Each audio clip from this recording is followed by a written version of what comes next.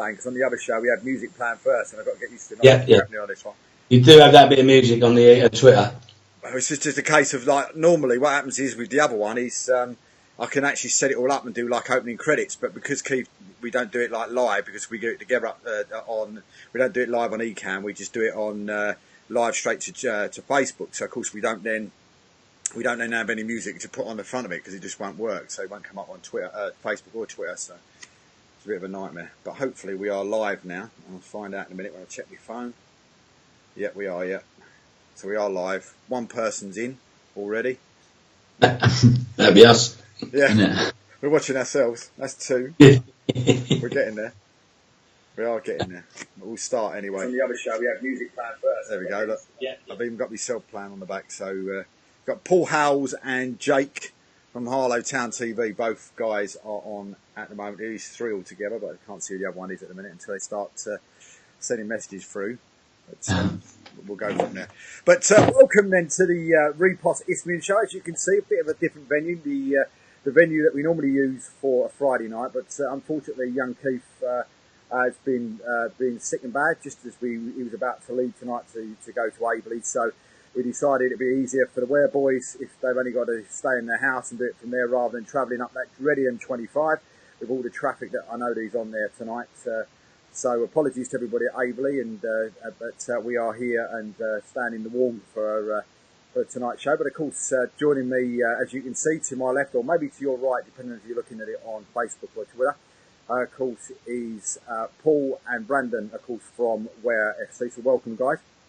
Good evening. How are you? Good. Not too bad at all. And of course, later on, Paul's brother Mark will join us by phone all the way from sunny Spain.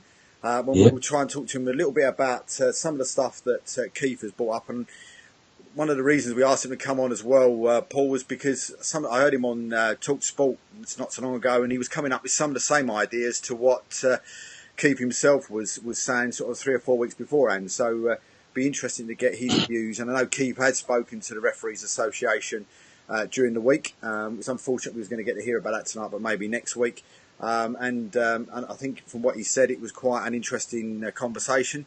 They took quite a lot of his ideas on board, and they're hoping that, or I suppose he's hoping as well, that people will take some of those ideas and actually put them into practice.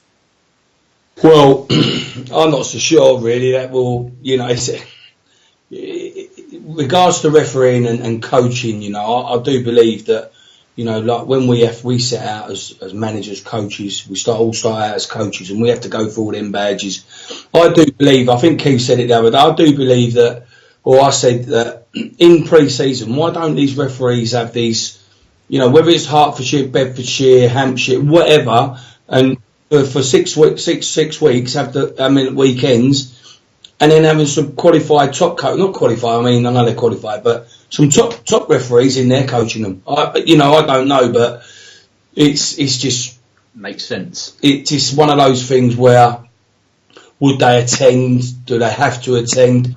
Listen, if I want to get my U8 B licence, I had to attend. I weren't allowed to miss sessions or that because it went against you. So it is a big debate open to a lot of people, and everyone's going to have a different view, different ideas. But going forward, I feel that these Premiership referees have coaches, don't they? So I think Mark had a coach when he was. I'm pretty sure he had a coach. I might be wrong, but they have their coaches that they can turn to, talk to them about their games. And I remember being to some games with Mark where he was actually speaking to the manager of the team he's ref that day, after and going through it. He was like, I've got so-and-so on the phone. And, Mark was pretty good, because if he made a mistake, he admitted it. He would hold his hands up. But going forward, maybe coaching, maybe, I don't know even how long does a referee course last these days? I think when I did mine, it was over about, 4 weekends, and we just did like Friday, Saturday, Friday, Saturday, Friday, Saturday. But as I said last week, it was one of those things that the minute, you'd finished it and they said, right, okay, you passed. And, even there was some referees that didn't pass, and they were letting them do the quiz again, something like that to do at the end to pass for their level, to be a referee. And after that, there was just nothing. You just you had to go back after 6 games and signed off as such. But after that, there was no training, no information, no nothing for them. And you think, well, you're just letting these people You know, some of these were youngsters as well. You're just letting them go in front of, you know, fully grown adults and getting absolutely destroyed, and there's just no one to help them. That's the problem. That's the problem when you do get the youngsters going and the adults. I mean, I've seen it. You know, I started. You got to remember, we started our badges and our coaching with kids. You know, and I see it. You know, I used to Ware Youth local club where I used to manage, and I used to see that.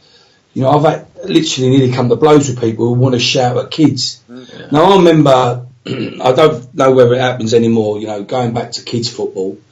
You know, I was a big believer that. Maybe the parents shouldn't be there. Maybe the parents should be there. Maybe. Well, Paul, I saw you know, a game, and I was standing at, and my daughter was about to referee the game straight after it, and it was a girls' game, only under sort of 12, something like that. And I won't say what the name of the player was. It was an ex-professional footballer standing there, and he was literally standing at the side of the pitch, and this referee and young lady referee was doing a great job in the middle and all the rest of it, and he absolutely destroyed this poor young referee that she burst into tears and went running over to her mum. And I was on that side and I went, are you for real? How can you do that as an ex-professional? Do what you've just done to that poor little girl? And I just got a torrent of abuse from this Spurs ex-professional footballer, and you just sit there and you think, unbelievable. I just cannot believe it. Yeah, I mean, I'm pretty sure. I mean, I might be wrong again, but I'm pretty sure that you go to Holland and Ajax, and I remember someone telling me that the kids will go to football, their parents drop them off, and they're not allowed to watch them. And they leave. Now, I'm not saying that's the right way forward. I'm not saying it's the wrong way forward, but you can't have people, especially someone like you just said, who's been in the top level of the game. You know, giving that young girl, because you know, it don't matter how you look at that. That's child abuse, not child abuse. That's abuse. Sorry, and that's a young girl, young kid, whatever. You know, that's my daughter or your daughter or your son, whatever. You're not going to take that, are you? A lot of the times that comes down from the top, because if you look at like the Prem and the top pro leagues, if you was there watching a game, the amount of abuse you would hear from the terrace towards the ref or players, it happens, and it is. It's not good, but it is half accepted. Yeah, absolutely. I think the pro game, when the adults, it's a little bit different to kids, you know. There's got to be a line. You know, before our game Saturday, I looked at the young kids that were playing, the under 10s, under 8s, and I looked at the referees, and they're 14.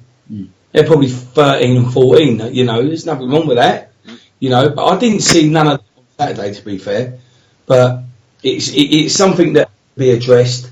Whether it starts at youth football and goes on to adult football, but somewhere along there, they've got to have the support and the coaching, because the way, you know, people forget, you know, and everyone wants to slag the referees off. You don't have a referee, you don't have a game of football. Simple as that. Yeah. So somewhere along the line, we've all got to, you know, listen, they make mistakes at the top level. Yeah. You know, whether I think that's handball, whether man is for a goal or not. And you ain't got you know, it is what it is, you know, but somewhere along the line, Keith's probably right, we've got to get together and address this, because it'll just get blown out. You don't get it in rugby. No. You don't get it in rugby, do you? No. Well, I've just had one from Jason Collins. Someone's just said they find it difficult for me to hear me, but, I mean, guys, are you hearing me okay there? I can hear you okay. Yeah, fine. I mean, literally, we just had Jason Collins just sent something in, and he says, I've watched Cambridge FA officials this season, Suffolk officials, which have been quality. They explain their decisions. They know the captain's first names, which I personally think gains respect. But Bostik League officials seem so up themselves and don't care about the players, and some don't even use their assistants. Why is Bostik so awful? So that was from Jason Collins. He's Soham Town Rangers super fan, I suppose we can call him. But shall we just quickly go into some of these games from the weekend? We'll come back to that subject, as I said, a little bit later on. A bit more higher authority on that one. I think it would stick with him. So let's have a quick look into the Bostik Prem then. AFC Hornchurch 3, Corinthian Casuals 0. 2 goals there for George Purcell, 69 and 84. And I don't know if you guys followed much what's going on in the Prem, but I mean, no disrespect to Hornchurch, it was a win that they really desperately needed. That's right, they did, yeah, to be fair. And yeah, obviously. Paul, I I have used to to, ask you to move to your right. yeah, That's it. Mate. huddle up to me player, yeah. Yeah, that's it. You got it. That's But it. yeah, yeah, it was. I listened to your conversation. I think it was on Friday or whatever, when it was a win that they needed because they've been down the bottom. Stimo had gone over. I don't really know him very well personally, but he'd gone in, and obviously it was a bit tough. But he's took over from a legend in my eyes. A good friend of mine, and so it was always going to be hard. But he's a man of very good experience, been at a good level. So it must be welcome 3 points for him. Mm. And as I say, it's one of those ones where you looked at theirs, as we said before. 12 draws they've had so far this season. Hornchurch, you start messing about with the points. They had another 24 points, and all of a sudden they're sitting second. So he's just getting that, turning those draws into wins, and they'll be shooting up the table. Bishop Stortford 2, Mersham 0, and that, bit of a shock, that one. Mersham's on fine form, and was it the curse? Because I see today that the Mersham manager got manager of the month, but did the curse come too early? Yeah, possibly. Stortford, yeah, another one that I keep, obviously because they're only up the road from me, so we keep an eye out on them. But they've sort of been up and down a little bit, and they're finding their feet with the lads that took over there from the last fella. So a good 3 points. Mersham, yes, yeah. I don't know what sort of game it was. So I ain't read a report on that one, but yeah, good point for Stortford, or good 3 points. Yeah, absolutely. Great game here. Bognor Regis 2, Tonbridge Angels 3. 559 there at Bognor to watch that one, but a great win for Tonbridge there. Yeah, go on, sorry. No, I was going to say, Tonbridge, I've seen Tonbridge a couple of times this season. I think the squad they've got, they should be in and about playoffs towards the end of the season. Yeah. They are a strong team. I'm not even sure where they are recently in the table. Are they in and around there? They're now, I see where we are. They are, I know where they were at 14th before, but they've shot up to 5th in the last week. Yeah, that's what I mean. Reedy's there. I think he scored Saturday, didn't he? Yeah, he did indeed. Someone I tried to get hold of when he left Arlo, but obviously he got big bucks there. Good striker. He's one of those players that So I used to see him a lot at Harlow. Just a sensational footballer, and it's good to see him. Scoring again and pushing on. Hopefully, maybe even get a promotion at the end of it. Yeah. I really wouldn't be surprised if I do see them up and about playoffs and promotion towards the end of the season. I really won't. It's one of those things, isn't it? I mean, they started off really well and then they just sort of dropped away. Yeah. Yeah. I don't know where are they now then, Bognor? Bognor now, they have dropped to 8th, so they've just dropped just outside. Oh, right. So it's all right up there, isn't it, really, with the Enfield and Tunbridge. That's a good win for them. Yeah, it's not an easy place to go to Bognor, because, like you say, always have a big crowd. I remember, like, when I was doing my badges in my level 3, and Darren Fitzpatrick was the manager. I don't know if he's still. I ain't spoke to him for about a couple of years, but he used to be the manager I'd say about 5 or 6 years ago. But they've always been well supported, and they've always been. I know they had a bad season where they dropped down, but they went back up, and they're in there. So it's tight up there, to be fair. Absolutely. The other team that seemed to be the surprise team at the minute. Brighton-in-Sea. Brighton-in-Sea Regent 3, Whitehawk 0, 159 in there. Billy Jones and Billy Hunt getting the 3 goals between them. But, of course, Brighton-in-Sea go again tonight, and they play Haringey Borough at Haringey tonight, so that'll be interesting. Yeah. That's a tough one from tonight. If they can win that tonight, is that a game in hand for them? It's not, is it? So no, it's not a game. And they're sitting. All of a sudden, they were a side that we were looking at on the show a few weeks back, saying, "Oh, hang on a minute, they could end up getting themselves in that sort of relegation zone." But all of a sudden now they're up to the end. Listen, if they win tonight, they can go up to 5th, couldn't they, or 4th, 6th? Yeah, they could even go in the playoffs. They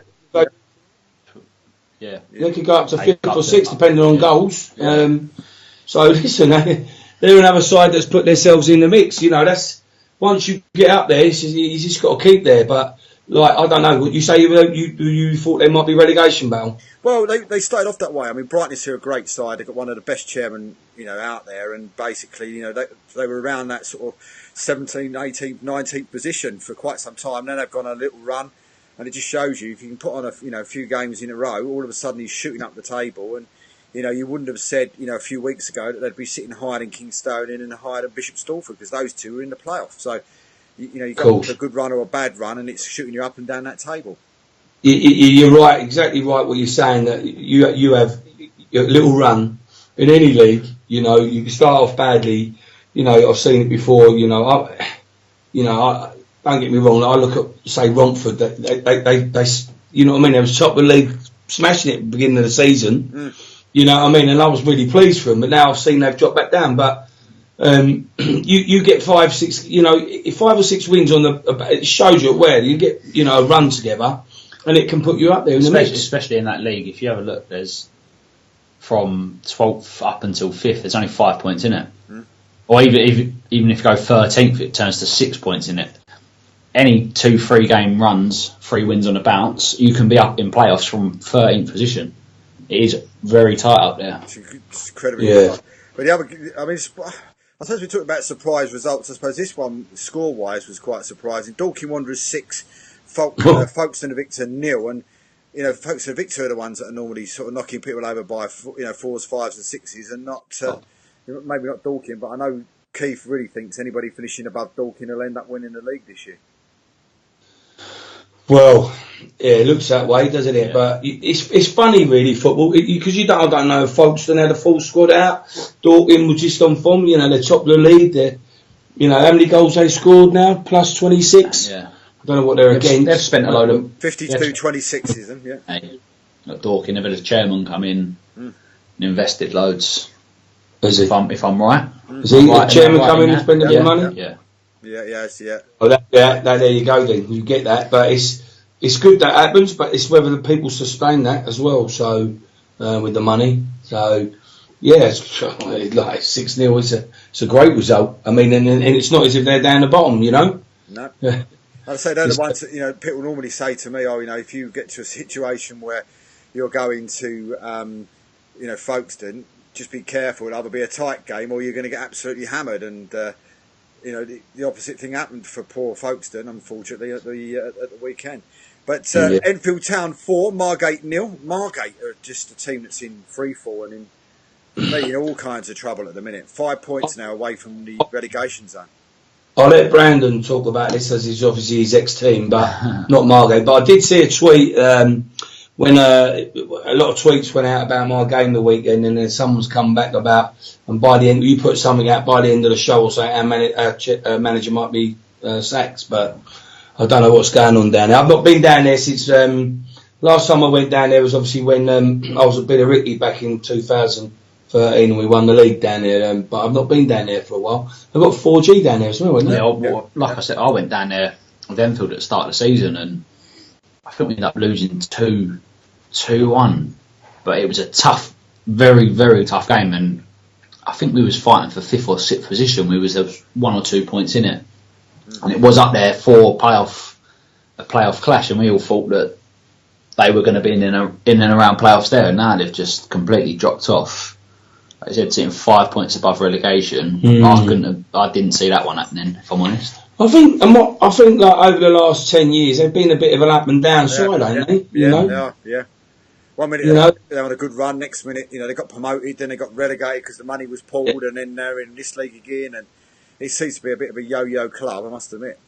They've got a nice. I remember they're well supported, aren't they? They were then when I went there, but I don't know. They do come across as being an up and down side. That's what I say about Margate, really. Yeah. Well, Enfield, obviously, I don't know. You can tell me more about Enfield, can't you? But I don't know who scored. Listen, to be fair, I don't know who scored, but I can probably put a bet. Billy Bricknell got one. He did, yeah. Mickey Parcell. Parcell, Weatherstone and Youngs, the 4 scorers for Enfield. 4-0 up in 62 minutes. Yeah, listen, if you've got a player like Billy Bricknell in your squad, you're always going to score goals. You are always going to score. So that doesn't really surprise me that they're putting 4 past. It surprised me they're putting 4 past Margate. Like I said, they were good at the start of the season, but Billy Britton was always going to score. He's a goal scorer, non-league, prolific. He's always going to score. They had a little bit of a run, didn't they? Goals, they had a little bit where they was not winning, wasn't they? There was a couple of results in and out, but they seem to be back on track now. So and they're in the mix. So the next one. Days now we don't want to be losing any games at all because people winning all that, win around you and they just jump above you. So. You can't do no more than ask for a 4-0 home win, that's for sure. Well, this is the next one. I think everybody got their money's worth with this one. Haringey Barrett 4, Burgess Hill Town 4. 4 penalties in that game as well. 354, and Gabriel getting 4 and getting last-minute equaliser as well. Yeah, he got 4 goals, didn't he? That's the lad who left St Albans, wasn't it? Yeah. He played against us. We played in a friendly against St Albans before Christmas, and he's different gravy. He was he's not a bad player. He's definitely, and to get 4 goals. I see another player's tweeted they scored 4 goals as well in the game, but that must have been an exciting game. How did the scoring go? It was looking at this. It was 1-0 Haringey, 2-0 Haringey, 2-1, 2-2, 3-1, 3-2, 3-3, 4-3, 4-4. So Haringey actually equalised in the last minute of the game. Yeah, it's 4-2. It must have been 4-2 because they got 2 penalties in the 89th and the 90th minute. Yeah. Haringey. So, I don't know how many fans might have left 5 minutes to go. It's 2 penalties. Then gone home and read it. They won. I was drew 4 all. Well, next one down. Kingstonian 2, Worthing 3. Worthing, again, another team that really desperately needed to get a win. Yeah, definitely. They really dropped off of late, and it was good to see. I mean, Hussein, who was on last week from Arlo, said Haringey were awful. So there you go. Oh, were they? Well, they haven't been awful that much. I was about to say that they've gone on a ridiculous run of 12, 13 games without a draw or loss. Yeah, and they got beaten by Harlow last week, the weekend before last. Completely out of the blue. Yeah. Is it? I don't know. Listen, they've got some good players there. This, that's for sure. But they had that great FA Cup run as well, and I don't know. Is nerves setting in? I don't know. That's not for me to say. But listen, he's got some good players there. To be fair, it was the FA Cup game that set him off on the run. If I remember, it was the Friday night they had the BBC game against Wimbledon, and it was the following week that started the run. So they should have won it as well for me against Wimbledon as well. Yeah, 100%. Yeah, 100%. Leatherhead 2, Wingate and Finchley 1. Wingate and Finchley, another side that are in all kinds of trouble.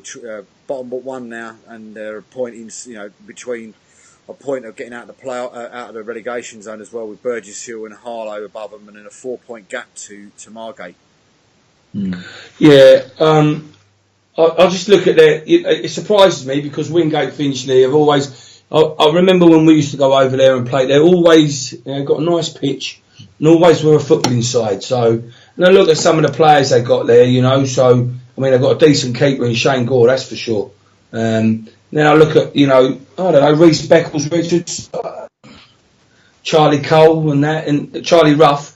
He's a good little player, Charlie. Don't get me wrong, I gave him his first. We'll say first, but senior when I was at Hertford Town, and he came on and played with his brother. So, they've always been a good footballing side. So, I mean, they've got a good chairman, that's for sure. So, it does surprise me they're down the bottom. I don't know. They've had a few up and downs this season, that's for sure. Managers and that. So, I still don't think they'll go down. Enough in them to stay up towards the end of the season. Don't know, what's it, about 15 odd games left in that league? Yeah. They've got enough in them to beat the drop. I think there's a lot worse teams in that league than Wingate and Finchley, if I'm honest. Lewis 0, Potters Bar Town 0. I think the biggest surprise with that one was the game was on in the first place.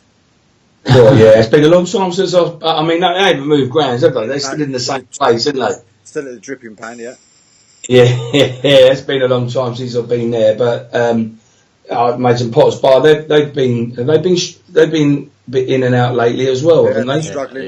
They're right down the bottom end as well. So they needed a point, or they need to get more than a point really. But to get a point for them was great. Yeah. I remember back to the start of the season, Potter's Bar were up there flying. They were, the top, at one stage. They were absolutely flying near the top, and everyone was talking about them going up. But I remember that obviously Potter's Bar was in our league for many years, and once they got promoted, they seemed to thrive and go up and up and up. And then I had a look at them the other day, and I just felt that's strange because they're not been down the bottom for a couple of seasons. But I think they had a change of managers as well, didn't they? Halfway through that, with lads going to where'd they go? Not Barton, was it? They went to Hemel Hempstead. Hemel Hempstead, that's it. So, I mean that's unsettling, isn't it? Some players move about, so they've got to get the stability back. And I mean it's all like you say. That's a great. I think that's a good point. With Lewes have got to be looking at as 2 points dropped at home as well, and up in the playoffs. So a good point for Potter's Bar for sure. Well, moving into the North Division. A few games here getting called off. Of course, Barking against Great Wakery in that game was off. But Basildon United 0, Dereham Town 4. A fantastic win for Dereham, which they desperately need. Guys, you guys have disappeared again, so you just need to squidge in. That's it. Sorry, mate. I know. No, I got them, but I looked at that one because I think that was one of I look at them because one of our ex-players went to play for them, Callum Taylor. So I sort of always seem to follow that. Even though I release players, I still like to follow their progress. And Basildon were up there, weren't they? Because another team that's had managerial changes, they were up there. So being beaten 4-0 at home, that was a bit of a surprise for me, for sure. I thought that would be at least a draw there, but they, I mean, as Zanone went there, didn't he, from Wellingham City? He's a striker, one right, a bit like Basildon, isn't he? Yeah. Where else shall we go? Brentwood Town against AFC, that game was off. Canvey Island 1, Averley 2. Alex Acoffrey getting 2 there for Averley, which for me was a great win because been wobbling a little bit of late, Averley, and to get a 2-1 win that Friday was a great result for them. And of course, they play Romford as we speak tonight. The teams have just been announced as well, but fantastic. So to see them getting a win there. Well, especially at Canvey, they'll be enjoying that, wouldn't they? But yeah, I mean, I listened to what you were saying. I mean, because obviously I've got a couple of friends, ex-players that play for Grays, so I've obviously been getting here a little bit of the info of everyone who's going to be whereabouts, and listen to you. I think you was talking with Paul and Dean on Friday about it, wasn't you? The Averley, was it the Averley? No, the Averley when you played at home against Bells, wasn't it? Bells and Pitcher, yeah. 1-0, wasn't it? Yeah, they beat us 1-0, yeah. Yeah. So I remember listening to your conversation about that. But listen, they're in there and out. So 35 points, isn't they? So Canvey, bit off it now. I think as far as Averley concerned, you're quite clear of them. So I think you've probably just killed off, or they've just killed off their playoff chances. But again, you can't say nothing. There's still 15 games to go. Yeah. And if you go on to the next game, which shows you that there's surprises all over the place. Felixstowe and Walton 3, Haybridge Swifts 0. And I've said it for weeks and weeks and weeks. I cannot believe that Felixstowe are as low down the table as they are. They probably look, for me, probably one of the best sides to turn up at Averley this year, and and turned Averley over at Felixstowe. So, a great side, and I'm just a bit baffled that they're as low down the table as they are. I think you get games like that though. That how many times have you actually watched them? That's just the one. Just the once, yeah. I'll be honest, just the once. But, yeah. All due respect to them, they might have come there and just been absolutely superb. Had the game of their season. I'm not saying that they're not a good side. Don't get me wrong. I don't know much about them, but that might, it's just sometimes you go to places and you just raise your game. I don't know why players just seem to and you just think like you win that, and then you'll go next week and they're going to lose 2-0 against a side you think, wow, they should be beaten. Yeah. So it's funny how going football. Oh yeah, absolutely. Well, here's another one. Grays Athletic 0, Coggeshall Town 1, and I can honestly say my daughter was not pleased because anybody out there that doesn't know, Grays of course play at Aveley, and Coggeshall played Aveley a few weeks ago. She's a massive Ollie fan, and he never turned up. They play Grays Athletic at Aveley, and he turned up, so she's not best pleased, I must admit. That's the thing with these superstars, isn't it? I mean, to be fair, we got the lad from F2 training with us, so you know when he comes in and you get all the kids going up, they're like they won't go, they stay there and watching him. You know, it's quite amusing to watch, really. But yeah, listen, I spoke to Tommy. Tommy Way's a good friend of mine. You know, he's a striker I had at Harper many years ago, and we've talked about the top of that table, and he felt that, you know, I think the last two games they played, obviously Saturday. Who's the game they played before? You know, I think they lost that as well, didn't they? Yeah, I can't remember who it was, if I'm honest, but yeah. But I think, you know, he said that it was games that they needed to win. You know, Grays are, you know, I remember going down there last year, and you know, we played them down there. I think we I don't know if it was beaten 3-2 or it was 3-3, but they're always a hard team to play against, Grays. Yeah, and I'm quite surprised they're where they are. They've got a fantastic front line as well, so you know he's. Well, you've got what's his name? Who used to be the Ware striker? The geezer they signed from Coggeshall, wasn't it? Bishop, is he there? Yeah, he's there. Yeah. They've got Wadey, obviously. So yeah, they got goal scorers. You know, you look at their team sheet and you see them players playing. I mean, you know, they score goals. You know, they score goals, and yeah, it does surprise me really that I honestly thought that. Obviously, Tommy went back there. He sort of left Cheshunt and went there, and then they signed Kieran Bishop. And I thought, yeah, going forward, they're going to be in the mix. And I think a lot of people did think that with them. Mm. But, you know, Coggeshall, they started off really, really strong beginning of the season, didn't they? Am I right? They did indeed. Yeah, they just dropped off a little bit, I think, you know, but probably getting back on it now. Yeah. Well, you know, I don't know, you know, what sort of money they have down there, but obviously, they shouldn't be paying Ollie anything because he's got enough money as is, I reckon. But I think, listen, he needs to bring another album to get a few more, you know, bit more money out there for him. Yeah, but I think that's going to be one playoff I'm probably going to go and watch at the final. I would imagine for sure. I think it's going to. I wouldn't call it, but you know, I'm looking at probably them teams at the moment that are there. Are going to be probably the teams that are going to be. Yeah. But again, someone gets on a run, the kind of results go their way, but you don't know, do you? You don't want to be calling it, and then it changes. But yeah, I would imagine that them four teams that are in there at the moment, it's going to be very interesting. Absolutely. I imagine Aveley would want that at home, I would think, so I don't want to be finishing up top, don't they? Second. Well, yeah, I think they'd probably want to get up there above Bowers, but we will see. I don't think. Well, it's possible, isn't it? You're only 3 points, and they got a game in hand, didn't they, Bowers? So, well, the team for me that I think the one that everybody's got to keep their eyes open for. Morden Tiptree 3, Berrytown 0. Morden, normally one of those sides that are up there and then drop away at the last minute. This time round, they seem to be doing it the other way round, and I just got a sneaky suspicion for them to maybe even pick Bowers at the end, but and their next game, of course, is away to Aveley at the weekend. So what a game that's going to be! Interesting. They've been busy as well, signing in the recent weeks. Yeah, signing a couple of centre forwards. I see Liam Hope has gone there, and as I see they did sign another player. I'm not too aware of who he was, but they look like they want to be up there competing. So I think they've obviously made their statement by signing people like Liam. Yeah. Liam's, you know, I ain't gonna lie, someone I've admired for a long time. You know, unfortunately, I got this one instead of Liam. But no, listen, you know, he's strengthened. It's a bit like me, really. I've strengthened, but you know, they're in. The good thing for them is the difference between them and us. They're right in the mix, and like you say, they're 3 points off. So that's going to be a massive game then against Aveley.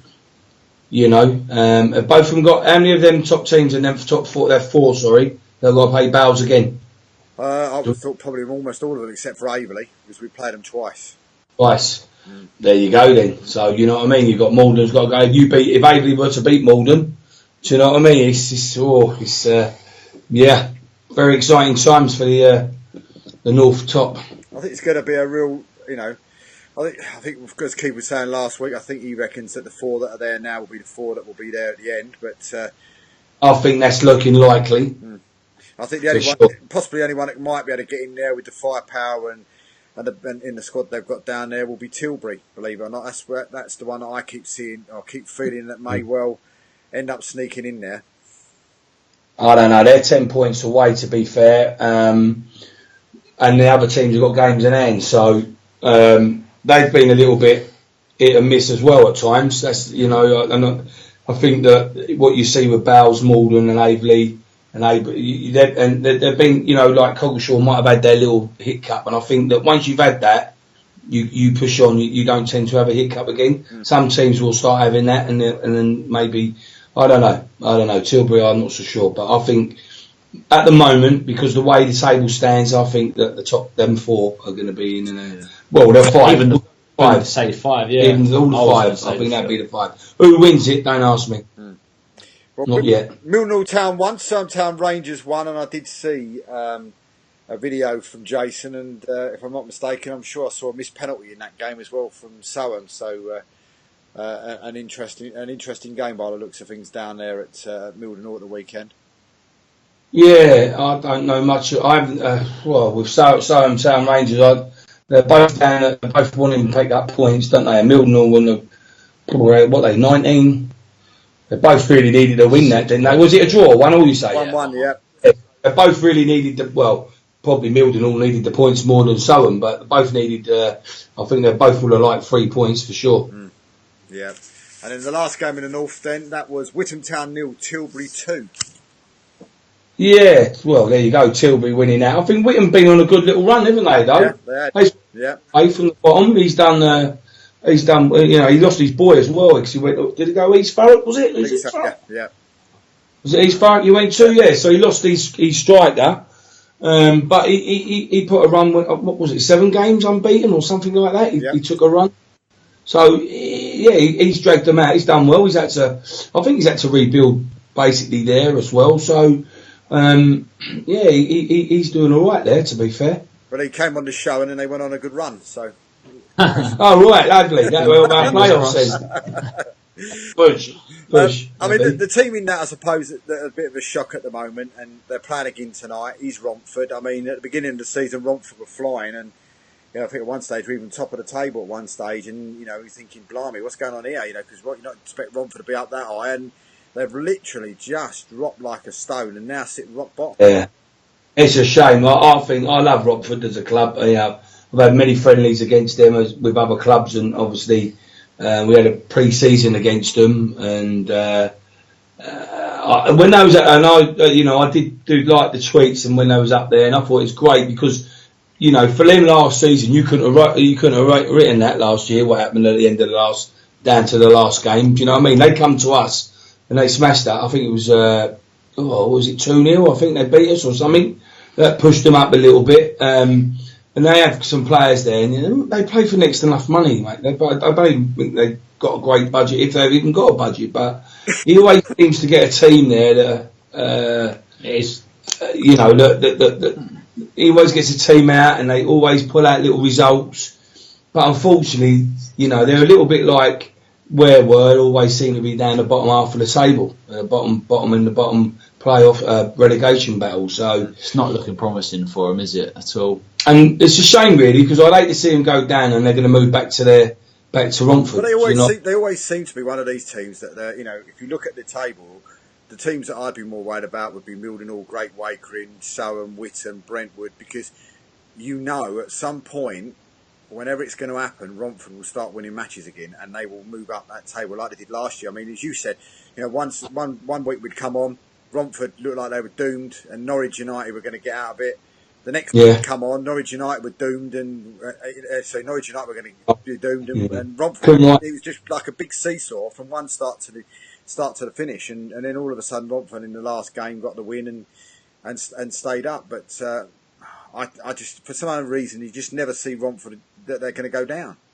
Yeah, I know. They just seem to be that club that keep pulling out a little trick. So, like I say, I think they're a great little club, and I'm great. I mean, I take it that's still moving on. They're going to move back to Romford. Yeah, I think and listen, that they get the fans, and it all changes for them, doesn't it? So, listen. There's two going to go down in there, so at the moment it's looking, one of those, or they've got to go on a run. If they go on a run, if Dereham and Romford go on a bit of a run and Mildenhall, that then drags in, like you say, it could technically bring, Barking, Brentwood, Soham, Whittam. It brings in quite a few teams. It brings in a few teams because no one's pulled away, but they're starting to. So these three at the bottom have got to start winning. Getting a couple of 3-pointers on the door. We're going into the South Central Division, or the Jigsaw League as we call it. Jigsaw. We got Bracknell against Uxbridge, FC Remain against Shalpont, St Peter. Both games were called off. Oh dear me. Hayes and Yedding 8, Hertford Town 1. And of course, we also know during yesterday that Hertford, of course, have actually got their manager's gone, and the ex-Welling Garden City man has come in almost immediately. Yeah. There's been a lot going on there at Hertford. Obviously, my old club. It's not really for me to comment on that. I don't really want to, but something's obviously gone on down there. I see the tweets today that the new gaffer was putting out about how much the team is changing and how much it's going to be changing over the next few weeks. So I know that a few players are not going to stay there. I think maybe one or two are going to stay. I've seen a tweet from Hertford saying that a load of new signings. What players they are, I don't know. I will find out tomorrow night when we play them. So it don't affect me as what I set up. But how difficult is that if you go into a new side like that? And I know Dean had it, who does the show with me, at Welling Garden, and you go in there and all of a sudden you turn up to a training session or you phone round the players and all of a sudden you realise you've only got 2, 3, 4 players and that's all you've got. And then you've got a game on the horizon as well. I mean, it must be really, really difficult to be able to put a side out or even...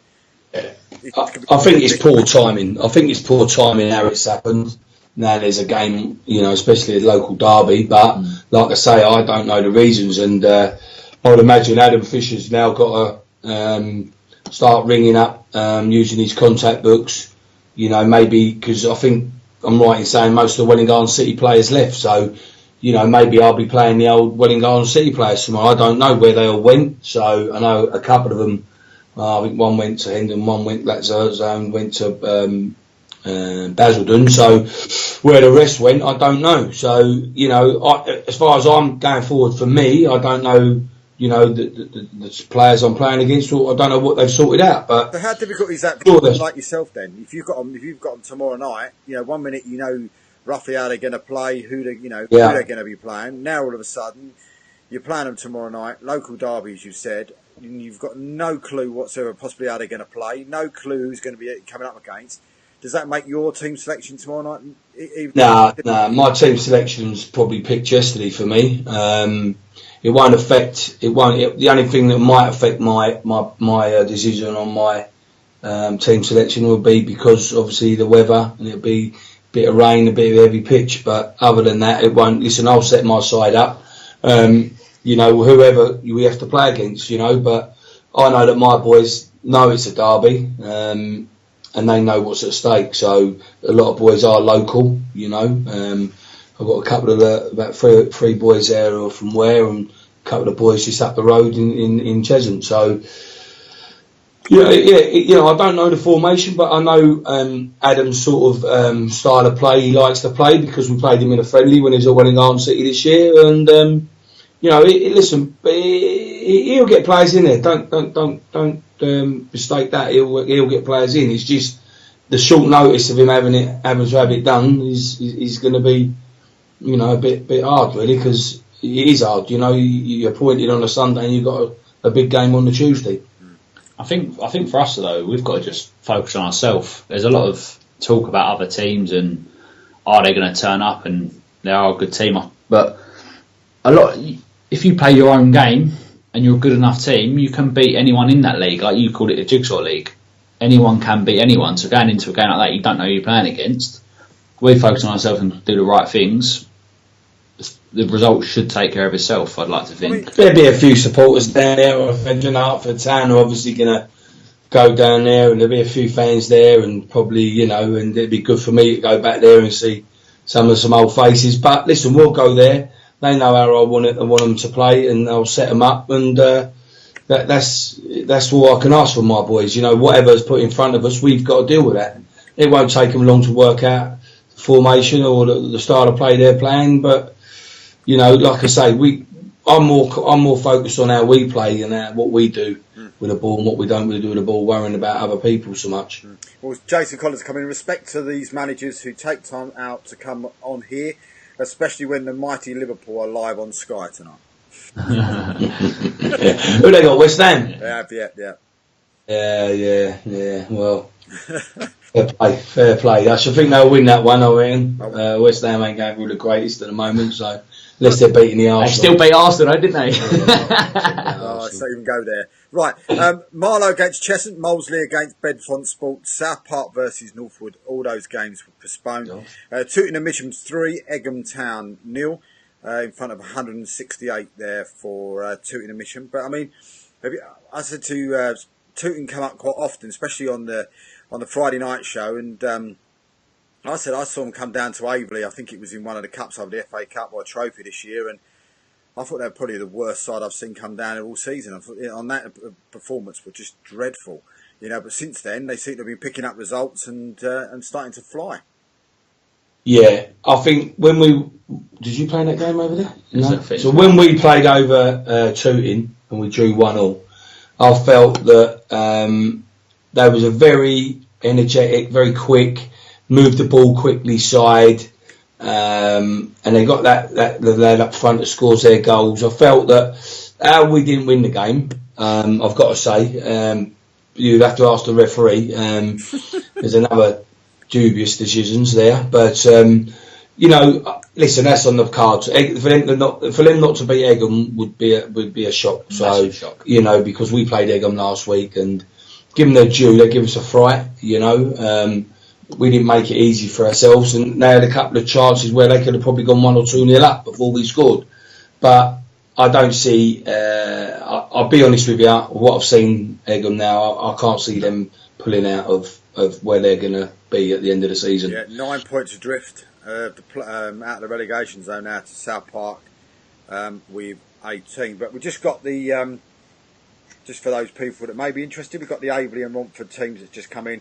Aveley's David Hughes, Jake Pitty, Sam November, James Love, Harry Gibbs, Sam Cross, Andrew Freeman, Shag Nagandu, Tom Richardson, Marcus Milner and Alex Coffrey. Subs are Harvey Brown, Jason Reid, Zach Pinniam, Reggie Hubbard and Wayne Reid. The Romford team is James Scammell, Nathan Joseph, Toby Barlow, Danny Nesbitt, Ozgi Yazar, Danny Cossington, Ayo Aluko, Malachi Toussaint, Gabrielle Kellam, Michael Mignot and Cadden Campbell. The subs are Henry Fisher, Harry Aldridge, Chris Taylor, Nick Reynolds and Ridwan Hussain. The one surprise for me in that Aveley lineup is Jason Reid. Jason Reid for me, seen come from Harlow, come and play first game. The lad is sensational. How he's not getting a game for Aveley, I will never know in the starting 11 unless he's still injured. I had speaking to the Harlow secretary as well, and I think she knows how good he is as well. But what a player he is! Absolutely sensational ball player. And he in all fairness, this is going to be awful because he plays for your team, Paul, but for me, he reminded me of a younger Dave Cowley. Oh, right. A really good ball player, could put the ball on a sixpence, and a really, really good little player, and I've seen him come on. And he's not getting a regular game for him, though. No, he's not getting regular games, and it's baffling. Really, really. What's he midfield? What's he play? Yeah, he's midfield. What was yeah. what? Midfield. Midfield. Yeah. What, defensive or attacking? Attacking. Really, really quality player. Really, really good player. How he's not even playing at Arlo still baffles me, I'll be honest. But Pay him then. but going back. Thanks for the info. Yeah, oh, hey. Well, listen, maybe the gaffer there feels that the 11 he's got starting at the moment are good enough to get a result. How's Marcus doing down there, Milner? Yeah, he's doing really well. No, he's doing really well. Just to be honest, the team itself he's playing really well. I've said and I've said it out loud a couple of times before. My only concern with the Aveley side is the defensive side of the game. I just think, are we strong enough to, when we're playing against the likes of Bowers and Pitsy and Lupton and these type of players, teams, are we strong enough to keep them out? My opinion will probably differ to quite a few others. I don't think so. Oh. But, That's football for you. All got different opinions, but I don't know, because it's not no one really I really know in there. I mean, Gibbsy, I don't know much about him, but I will say that really with Marcus, he was one player that I didn't want to lose, and I tried to keep him at Ware, but he obviously it's on his doorstep near enough for him, so it was an easy choice for him to go to Aveley. But listen, this is a game one need to win as well, I was just talking about it, wasn't we? So obviously, you've got a full fixture in the North tomorrow as well. Full fixtures in the North tomorrow. Without checking, I'm not sure. I would assume so. Yeah. Well, we are in our leagues, I think. Yeah. So all the ones who didn't play Christmas, is it? I think. I don't know. Yeah, I think that's probably what it is. Yeah. So listen, like I said, your gaffer might think that the 11 he's gone with, he feels. How old's Jason? Only young. He's only young. He's only like mid-20s, I think. So he's not an old boy either. He's, He's certainly does look a real sort of like he's a quality player for me. I think he's one of the best I've seen this season in the North Division by quite some way, if I'm honest. Really. And he's not really getting many starts. No, I know he had an injury just after he got to Aveley. He got an injury, then. But since then, I don't know if it's a work thing or whatever else. But he's been, since then, sort of almost struggling to get into the starting 11. So maybe it is an injury thing, but I'm not sure. Maybe once he gets in that team, and maybe it'll be hard to get him out of that team. Do you see what I mean? Yeah. He probably needs that little chance, and he'll get it, no doubt. He'll probably get it. So absolutely.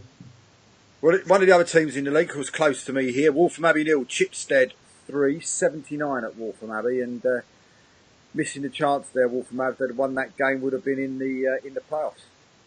Well, it sort of helps us a little bit. But again, we played Waltham Abbey just after Christmas. Was it after Christmas, wasn't it? Yeah, and New Year. I didn't think they were great. I didn't think that was massively great. I felt they had, the defenders were a little bit slow, but they've been up and down.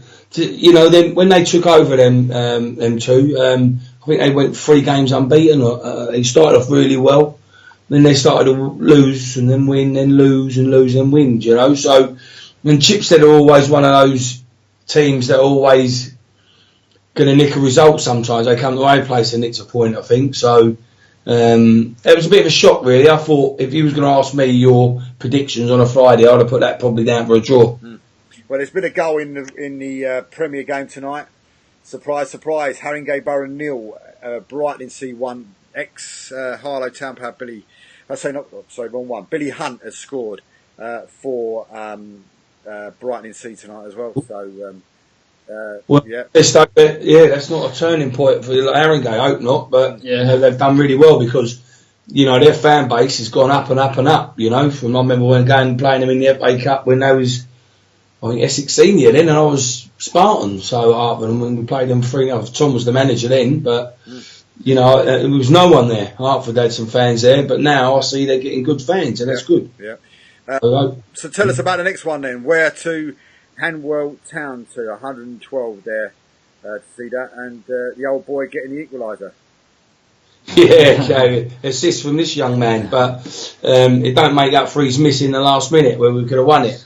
We won't go into Good that. save. You look at the videos, it's great. Yeah, well, if he hits it a bit harder, it goes in. That's how I see it. But yes, it was a funny game, as in far as the referee was a character. I think he played a big part in the game. We had the one where the goal hit and come out, and he played on, and he brought it back and gave him a goal. You must have seen that on Twitter, I imagine, haven't you? I've seen something. I've seen it. Yeah. Yeah. So we took the lead, but if you look, for me as a manager, I get a little bit frustrated with keep saying, and I told them again on Saturday afterwards that it's about the chances we missed, and we missed chances. And we've done that so many times, and we stopped doing that, and we started winning games. And you can see that we've been on a run, and we're up. We was in the playoffs, and now losing to Northwood, and then getting a win last week, and then drawing Saturday. It's a game I felt that we should have won. 100%. Because of the chances we had. But the referee, I must say, he was consistent. You know what I mean? If we had a blatant penalty handball, they didn't give it, and they felt that penalty. You've probably seen that on the video. A lot of people said it's a penalty, but they should have had a penalty. And I said to everyone, really, and their manager, I said he wouldn't have given a penalty if he was still there till Sunday. Yeah, it was one of those games, So there's that 4 or 5 massive penalty appeals that weren't even questioned. And do you know what? Worries me is that when I was saying to the linesman, is that handball? He said, yes, that's handball. I said, why have you not give it? Because the referee's closer. So where's your link up play here? Whether the referee's close or not. And he said to me he didn't know his hand hit the ball, but it ain't hard, only one hand went up, wasn't it? Well, I mean, that's something. Ben Martin Dyer said, Bracknell fan here. Hayes looked class above. Also impressed with Cheshunt. Ware, we had a shocker there. Cheshunt and Bedfont. Good show, lads, is what he's got there. They did have a shocker. No doubt when we go back, they might repay us. I don't know. Tony Smart said, free season tickets at Haringey making their crowds bigger. Oh, right. Well, fair play to them. But listen, and they'll reap with the rewards with the programming in the bar sales and the burger bar, hopefully. He was actually he was on the show last week, and he said that wherever they finish this season, even if they do go up into the Vanarama South, it will be free season tickets next year as well. Yeah, fair play to him. I did listen to that show, the chairman, wasn't it? Yeah. So, but yeah, at the end of the day, I felt that Dave got the equaliser, and obviously Brandon got the first goal for us. So these two are having a little bit of a goalkeeper scoring competition by the sound of it, and Albert is. Not far behind both of us. But I will say with us, the game went on the 4G. I do listen to a show, like I said before, and Dean. I listen to Dean because I need to pull him really, because it goes on about, is it on 4G? 4G, it helps. It helps with the training. Don't get me wrong, it does. But what we don't seem to be getting at Ware, and I'm not making no big things about it, is the credit for the side we've got there, because. As much as the 4G helps you with the training and it helps us play our football, we play half our games away on grass, or maybe 1 or 2 that's on 4G. So, and that being said as well, if you look at our last, 6 away games? Yeah, we're unbeaten in 5. Yeah, it's a record at Ware. Yeah. And that's exactly my argument every time the two of them say it. And I say, who's got the advantage? I said, it certainly ain't the people with the 3G or the 4G. It's the people on the grass, because they might play 1, maybe 2 games on a 3G surface, but the teams that are playing on a 3G surface have got to play 21 games on grass, or thereabouts. So who's got the advantage? Because you train on the 3G and play on it, but then all of a sudden you've got to go and play on grass. So who's got the advantage then? It's not the people on the grass. It's not the people on the 3G. It's the people on the grass. We've had somebody ask a question. I don't know the answer to this. Maybe you guys. Might know the answer to it. It's Ryan Johnson said, who's Kemi Augustine going to sign for? Any ideas? Kemi Augustine going to sign for? I don't know who he is, so I must say. He might sign, I don't know, is he going to sign for me? I don't know yet. Maybe the chairman's done a deal. So my question is then, is that we've got some questions coming in, like, are confident are Ware confident of making the playoffs? But we'll ask you that once we get into talking more about Ware. But I suppose one of the questions I should ask you is with your brother as well. I mean, what does he say when it comes to referees at this level? Does he come and see? Has he seen many Ware games? Does he sort of make any comment whatsoever about sort of referees at this level? No, Mark don't come to no Ware games. Like I say, he lives in Spain, so he flies back and forward to the country because he works, or he might, he obviously does his media work as well. So he's always back and forth. Not as much now, but he's back. He used to be back and forth all the time. You know what I mean? He's there, Miles, all right up. But if I say to Mark about referees, I think he thinks that. You ask him later, he probably thinks I'm a little bit unbiased. He's always sticking up for the referees. But I will say, what game was it? I will say we had a young. I will point it out. I can't remember his name. I meant to look it up and send it to my brother because he was going to tweet it. We had a referee. He could have only been early 20s, and I'll tell you now, he was probably the best referee that I've seen for a long time at that age. I thought he was. You talked about when. I think someone said in the Cambridge League, referees torture. You watch Mark when he was. I'm not because he's my brother and all that. Blah blah blah. It's rubbish because I'm his biggest critic. But you speak to him, what he was good at, and you speak. And I've spoken to pros, and what he was good at, he would talk to you. He would always talk to you. Don't know who you were, whether you were Stevie Gerrard, Lampard, David Beckham, whoever you are. He would come out and he would talk to you. You don't get that. You don't get the referees. You're right. They used to know the first names of each captain, and I love a referee that all I ask them to do is talk to you. Talk to you. That referee, I went and spoke to him after. He was honest to give me honest opinions in the change room after. I don't agree with his point of views, but we're never ever going to see the same thing in a game, because he's impartial, where I'm biased, So Mark don't really say too much. I'll say something to him and he'll ask me why, and then if I've got something on video, I'll send it over to him and I'll ask him his opinion. Well, let's see if we can get hold of him and see if all the way from sunny Spain. 8 o'clock. What's it? No, he's be back by now because he been to the airport to pick his wife up. I did say to you, we should have had this out there. What, from the villa in Spain? Tweet, did you? Huh? No. You reply to that tweet I put out. Hello, Mark. It's David from the Isthmian show. Hi, David. You okay? Yeah, not too bad, sir. Yourself? Yeah, very good, thank you. I'll just make sure your brother and Brannon can hear you. Can you hear Mark? Bruv? Yeah, I can hear him. I can hear him. I can't not hear him. Mark, I suppose one of the things that I wanted to speak to you about, I suppose, it was Keith, of course, on the show, and I don't know if you listened to any of them that he's come up with, but he's sort of come up with this thing about sort of 4 months ago, I suppose it was, when he originally came up with it, and he went on one of his what we call his ref rants. But it wasn't a rant. It wasn't a rant to have a go at referees. It was a rant to try and help referees, and a lot of people were quite surprised about it because he's quite sort of vocal about referees at this level. But he spoke sense from start to finish in about an hour sort of thing that he was going on about. And one of the things he was saying, he said, we got young referees in our league that just seem to be almost fed to the wolves, if you know what I mean. And they're getting no help whatsoever from the Football Association or the individual county associations whatsoever. And he was coming up with ideas, i.e. like the same 3 officials should stay together for a period of time, and they should be having like training sessions like the players should have, and etc. etc. And he was coming up with these sort of ideas. And I know the Referees Association have contacted him.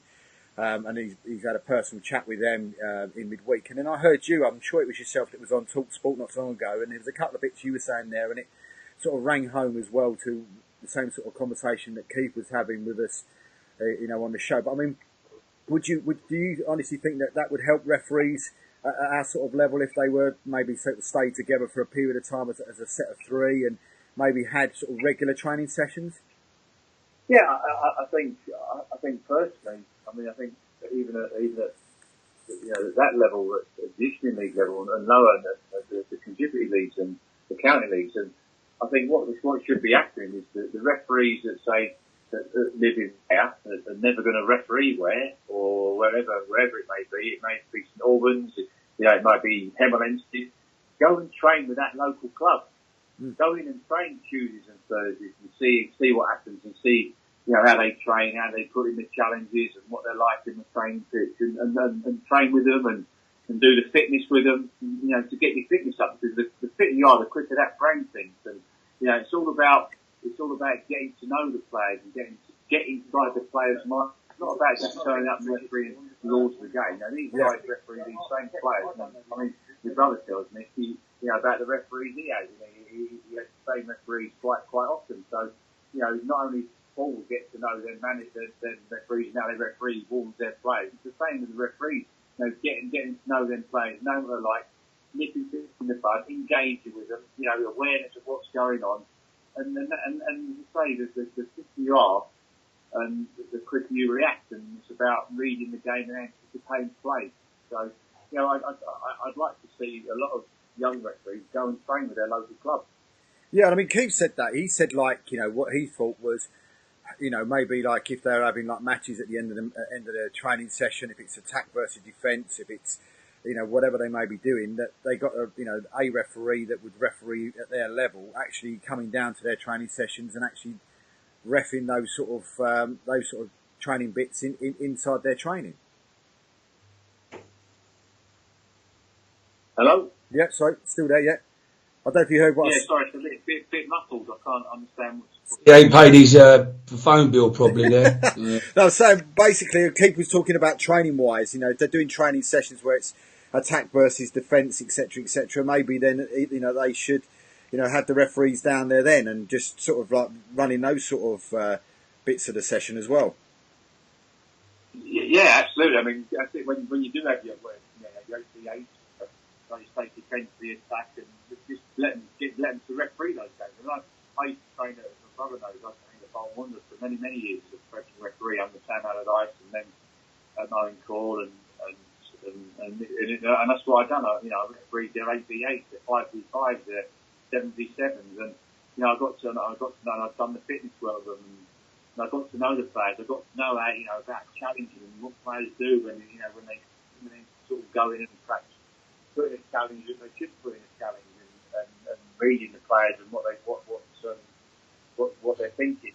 It did help me. I mean, obviously playing the game at a non-league level at South played at Hartford, Cambridge City, Albans and Barnet. So that helped me as well a little bit. It's not about knowing the laws of the game, but it's knowing the game of football. And that's what helps. And I look at a lot of the referees today. I watch a lot of young referees. I watch League One, League Two, Premier League referees all the time, and it's the coaching and the training that's lacking. The quality. It's not about quantity, it's about quality of training. And I just don't feel that a lot of the young referees are getting that today. I mean, you look at myself, I'm in the media, I've retired. They don't want to use me. I mean, why am I not coaching and training younger referees? Their progression planning that as future referees. And there's a few of us that are not doing that, and I think it's a crying shame. Yeah, absolutely. I mean, we said on the show there's one sort of young referee that's coming through, and she's done amazing for herself. Young lady, and she was put in charge of a game. I think it was in the Bostic North, or Isthmian North as it's known as well. A couple of seasons ago when Brighton Sea were going for promotion, a lady called Abby Byrne, she was going up against. They were playing Romford. She was officiating the game, which was, a game that if results went the right way, Brighton Sea would win the league on that day. And she was put in charge of this game. And we were just up in Brighton Sea, just happened to go to the game and was watching the game. And she was absolutely outstanding. She didn't, considering she was, a young slip of a girl there, and she's refereeing fully grown men. She sort of had them in the palm of her hand. She had full control of the game. And I remember after the game, was walking around to go back to the car, and she was watching the title celebrations before she went in and got changed. And as I approached her to say to what a fantastic performance type thing, she sort of almost cowered away to start with, because she thought that, oh, hang on, someone's coming after me type thing, and it was amazing when you spoke to her and how many other sort of fans from both sides actually went to her and said, what a fantastic performance. And And since then, you know, she's been on the line for FA Cup finals. She's now UEFA referee as well, and you know, refereeing at UEFA level as well. And she's just doing a fantastic job for, you know, to prove that youngsters and young ladies that can do the job as well as the men. Yeah, I'm not saying wrong with the sound. It's coming through to me very muffled, so I'm not sure if it's saying wrong with the sound at your end. All right, yeah, we're clear at this end, I must admit. Quite clear at this end. I can hear you quite clear. I don't know if you heard that. I mean, she was a very good referee, a lady called Abby Byrne. She's now sort of at UEFA level now, and but she's refereed at, you know, she's done sort of like the line at the FA Cup final. I think she was on the line there. She was on BT Sport the other day, refereeing Arsenal ladies against Man City ladies as well.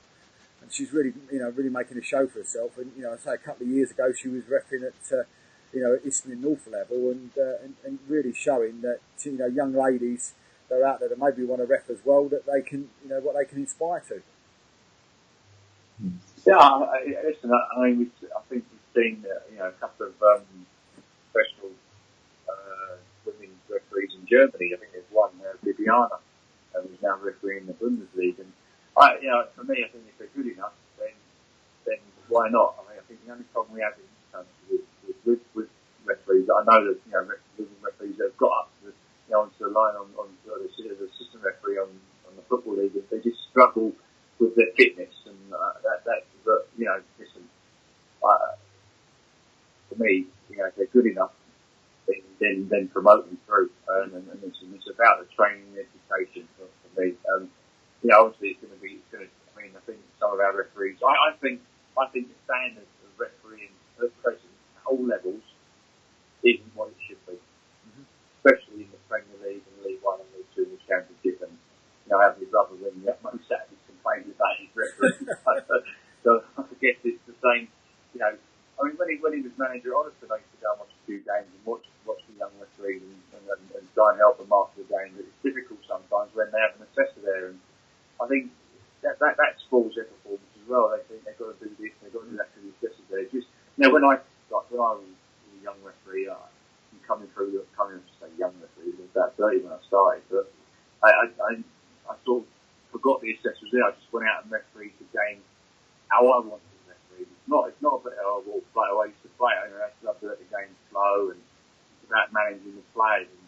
And it's difficult for young guys coming into it now. You know, I see some, you know, up in the northwest where I live, and I watch some of the young, you know, the 14 and the 15-year-olds, and I look at the parents and the way the parents are, you know, act against these young referees, and I'm thinking, you know, they're just going to leave the game. They're just going to leave the game, and you know, they're not going to be referees at that level. Sure, if it continues, and it needs sorting out from the county FAs. So it's a thankless task, but without a referee, we haven't got a game. So you know, it's about encouraging, and as I say to smart as the referee, go out and smile, enjoy it. You know, just enjoy it just like the players do. You know, just smile, and a smile diffuses so many situations on the field of play. So you know, it's about yeah. Listen, referees have got to show a little bit of empathy. They've got to understand the managers. They've got to understand their emotions, their frustrations that go on, you know, for 90 minutes. Because whatever level you're at, you know, a manager's job is on the line, and it's down to any level. It's about winning football matches. And sometimes the managers, you know, do get frustrated with referees, but at the same time, managers have got to set that example to their players. You know, if there's a manager on the touchline that's always aggressive towards referees and always shouting and bawling at referees, then players are going to do exactly the same. And that's not what we want. You know, we had a classic example at the weekend, you know, at Burnley. I know it's, you know, looking at that, because I'm watching that football all the time. We look at Bashir Barnes, you know, should have had a penalty. He didn't get it, but does that give him the right to go and, you know, verbally abuse the official like he did? You know, okay, yes, he's frustrated, but yes, he should have had a penalty, but that doesn't give him the right to go and verbally abuse that referee or that assistant referee as he does. And, you know, he was very lucky. The referee never sent him off for a second yellow. Perhaps the referee realised he made a mistake and sort of let him off. But, you know, that's not what we want to see. You know, we're going to Mark, you know, players Doesn't that come? Seeing that and then going and doing that on a Sunday morning or a Saturday afternoon at, under 10s, under 12s, under 13s, they're not setting the examples. Players at the top level sometimes don't set the example that they should be. Yeah. Mark, Paul's got a question for you. What I was going to just say there, but shouldn't that be? You wouldn't. I was saying earlier that you wouldn't get that at rugby. The referee wouldn't tolerate that in rugby. So why do we tolerate it in maybe? I'll pass it on to you. Don't. He's I'm not hearing you very well, guys. I don't know what's the matter. You need to put the phone down and ring me back, but I'm not hearing you at all very well. Well, Paul's just asked the question. It's not like that in rugby, so why should it be like that in football?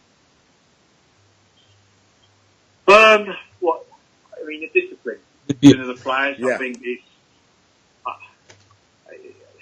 I think you could have that argument a few years ago, but I think since rugby union has turned professional, I think that's going the same way as well. You have that respect and that the referee's in charge and it's yes sir, no sir. I think it's played, I think it's middle class. I think it's two different people, sets of people playing that game. You've got middle class. Football's always been a working class game, and rugby's perhaps been a middle class and private schools in the past. So I think perhaps I'm not saying that's right, but yeah, you do see that, and I think also they respect the referee. As soon as they backjack the referee, it's 10 yards. 10 yards, and they keep going and keep going. We trialled that in professional football a few years back, and the trouble is if we moved the ball 10 yards, we had to caution the player, and we didn't want to. We didn't want to do that, so it fell by the wayside. Isn't it? It's just totally two different sports, isn't it? People say, why can't I suppose look at the descent by the pitch practice outball. Perhaps the referees have not stamped it out as much as they should have done. And sometimes it's easier to talk to a player, or sometimes it's easier to turn your back and not see it or not hear it. Yeah. Because at the top level, referees, what they're thinking is, if I send him into the stands or I send him off, I might not be back. I won't be able to referee that stuff 6, 7, 8, 9, 10 weeks. And that's wrong. That's wrong. If you put a manager in the stands or you send the one or two players off, because obviously you're refereeing the same teams frequently in the top divisions. So I suppose a little bit it's a bit of our fault that we've not really stamped on them as much as we should have done. That was a prime example of Burnley. One question there, I suppose, last question, I'll let you go, Mark, I know you're a busy man, but if the FA were to call you tomorrow, or one of the county associations to call you tomorrow and say, look, we want you to, be in charge of the referees, and we want you to come up with ideas of how to improve refereeing to our standard and upwards. What ideas would you have to actually improve the level of refereeing in this country? It's about letting the referees go out and referee. Let them go out and referee. Not put too much pressure on about laws of the game. Referee knows the laws of the game. If he goes out and controls that game within the framework of the laws of the game, then yes, let them go out and referee. Take that pressure off them. Let the coaches. The coaches all the assessors. Now, listen, it's like referees is like a manager or his players. If they're having a bad 45 minutes, they go back in the dressing room at half time, and the manager sits them down and talks to them. Now, if the referee's having a different performance for the first 45 minutes, who goes into that dressing room and tells him, that what he's doing wrong, or if he does this or do that or do this? I do. Who does it? No one does. And for me, I'd like to see assessors or coaches go in that dressing room at half time. Give them the confidence. Give them the confidence beforehand. Go in that dressing room, speak to them beforehand. Give them the confidence. Referees, just like football players, it's all about confidence. If you've got confidence, you'll referee well. If you're low on confidence, you won't referee well. And as I say, it's about the training and education. As I said before, get the guys, get them out, get everyone together Tuesdays and Thursdays. I know it's difficult for, because they work at that level, whereas where I was a referee, I was professional and I could train every day. And we met every 2 weeks for 3 days. So I know it's difficult, but, if referees want to get on, they want to progress, they will come to training sessions on a Tuesday, or they come to training sessions on a Thursday. Or, hold it at a local football club. Get the referees. The referees that all referee on the Isthmian League. I know they're all over the place. I know it's different now, but it's about the county. Let them go out and referee. Take the pressure off them. And as I say, you need someone that's full time, that's speaking to them. That, after their games, they pick up. If they're not there, pick up the phone, speak to someone. If you have a problem, speak to them. Look at it. If they get a DVD of the game or whatever, look at that DVD and sit down with them and help them. But go in at half time. If they're having a problem, go in and see them at half time to help them out, so they can, what they've done wrong in the first half, they can put it right in the second half. Well, Paul said he goes in at half time and sees them. Sorry? Paul says he goes in. Paul, he's always, that's the trouble. You don't want him going in at half time seeing the referee, because he most probably spend the second half in the stand. Well, just before you go, I mean, it's an interesting decision, and I'll let you see it in a minute when you stop talking to us. But it's Liverpool 1, West Ham 0, and James Milner was about 3 or 4 yards offside, right in front of the linesman, and he never gave it. And Liverpool scored and gone 1-0 up with Mane. So that'll be an interesting one. If TalkSport phone you tomorrow and ask you your explanation on that one. Listen, I'm not really hearing you guys. Listen, Mark, old age, son. It's old age, telling. Paul said that's old age. Mark, we'll let you go, but thanks for joining us tonight. I appreciate that, and you get back to sunny Spain. Top man. Thanks very much. Thanks, Mark. Thanks, mate. Hey, bub. See you, bro. Take care. Bye bye. You heard that one. But I've just said, I don't know if you heard what I just said. I mean, I've just got it I've got the game on in the background, and literally, Oh, right. Side goal. I mean, literally, it was horrendous. I mean, it was right under the linesman's nose as well. But he's so close to the play. He's looking at the great bit of skill by Firmino, and he's missed where Milner's standing, and he's just crossed it in. And Mane said, "Thank you very much," and scored. But all good fun. But it's just come up. It's Averley 1, Romford 0. Shad Nagandu has scored in 5 minutes tonight. So if we carry on, before we come to Ware, we move on then to the South East Division. Ashford United 2, Seven Oaks Town 1, and that would have been an absolute humdinger, because let me tell you, there's no love lost between those two clubs, and I think that would have been an absolute humdinger of going 2-0 up inside 9 minutes. Ashford were as well, with a Sawyer penalty in 62 in front of 391 there.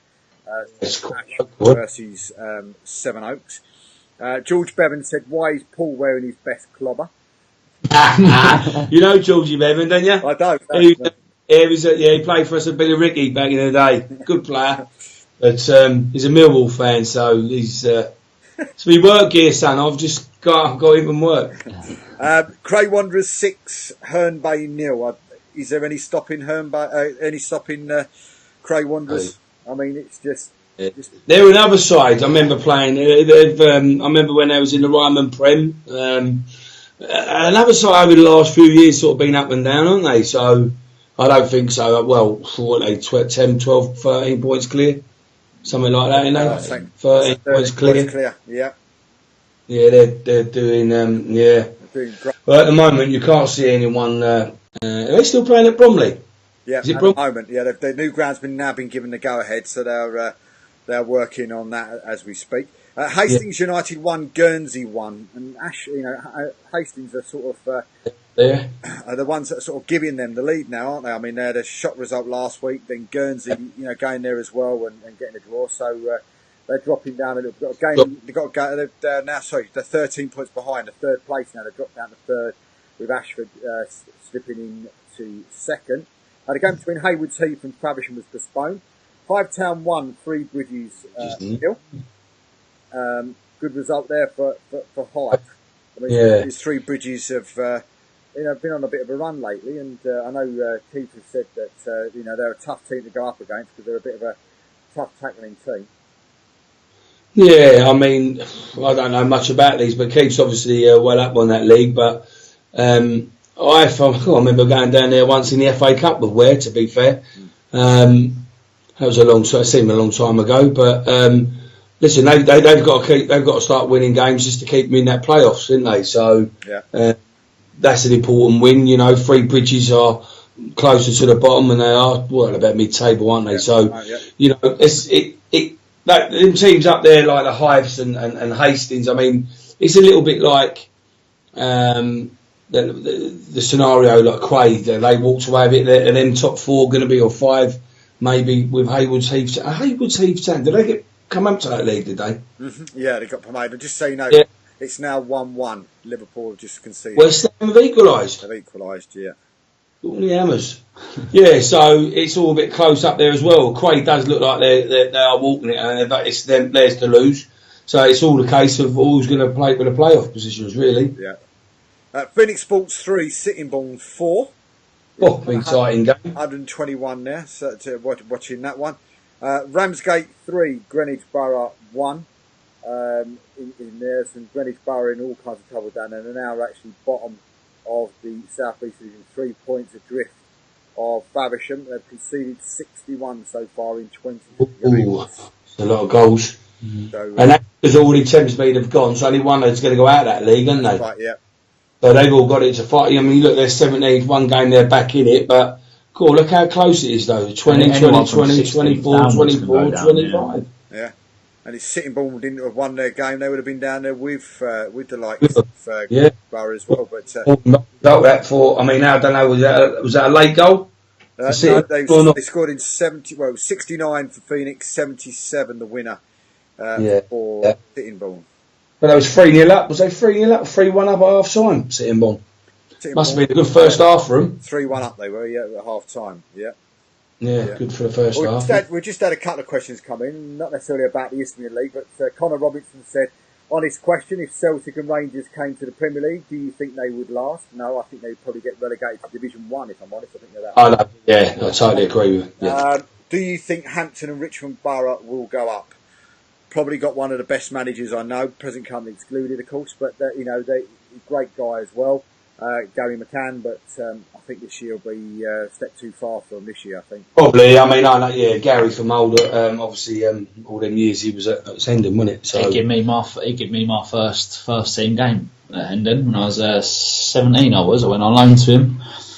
My first game. Another very experienced manager, isn't he, Gary? To be fair, really nice. Been about the game a long time. Nice guy as well with it as well. Yeah. The last time, a few times I've met him, going back some years, but yeah. We've got an ex Leyton Orient player just joined us. Probably one of the best Leyton Orient players of all time, in Peter Kitchen, has just joined us watching. So always remember going down to Brisbane Road, watching him and John Chidozie ripping teams apart, and that just brings back childhood memories. It takes you back, doesn't it? Yeah, quality. I can't even know him. Yeah. You can't even know him. So I wish I could say I do, but I don't. Absolutely top class. So in the Premier Division, then it's Dorking Wanderers. They're top. Played 28 with 56. Haringey Borough 28 with 53. Mersham 28 with 47. Lewis 28 with 46. Tonbridge 27 with 45. And then really tight just outside Enfield and Worthing on 44.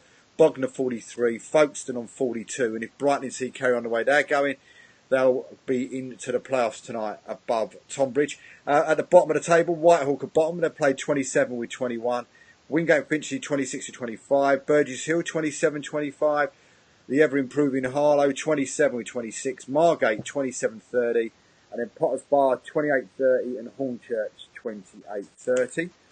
In the Bostik North, Bowes and Pitsea at the minute are top. They played 23 with 53. Malden 24 with 50. Averley 24 with 50, but will go second today because they can't take over Bowes at the top there. Haybridge Swifts will 24 with 47. Covershall 24 with 43.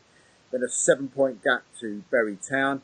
At the bottom, Romford at bottom played 23 with 18. Deerham 24 with 19. Mildenhall 24 with 19. Great Wakering 23 with 25.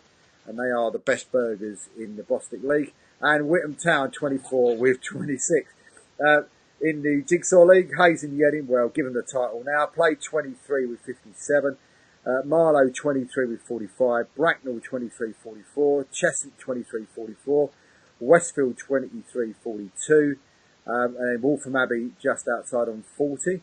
At the bottom, Egham have played 24 with 9, Molesley 22 with 11, South Park 22 with 18, and then into the South East Division, Cray Wanderers, give them the title now, 23 with 58, Ashford 23 with 45, Hastings 23 with 45, Horsham 22 with 41, Whiteleaf 22 with 38, and then two teams on 36 in Hyde and Haywards Heath.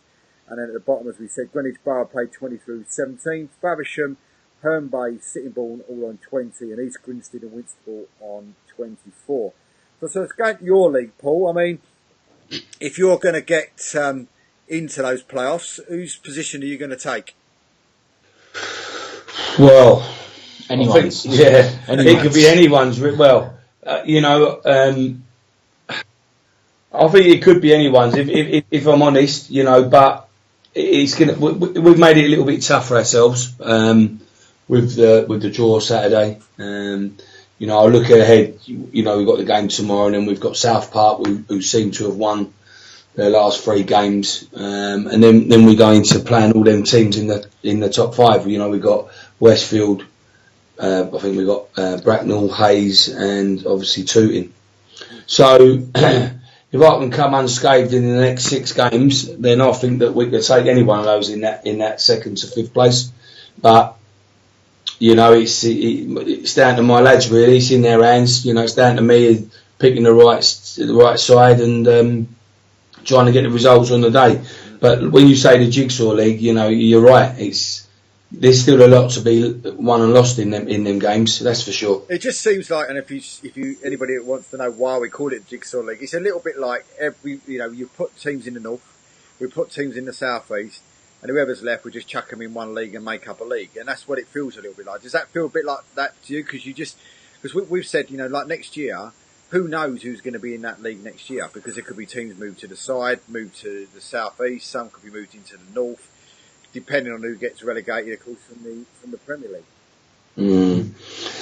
It is strange the way that I know they've built that to make the play. Also it's not. You could finish 5th and win your playoff and not get promoted. Let's not forget that. It's 2 teams. I did hear something or saw on Twitter regarding that St Neots wanted to step down to step 5, so that might open up a place there. But I missed them. I think maybe I was speaking to going back to a couple of players in your division that they feel it's a must for league. And it's always been like that at the Essex sides. It's always been a little bit tough because I've always remembered the Essex Senior Cup. It was always a cup to win.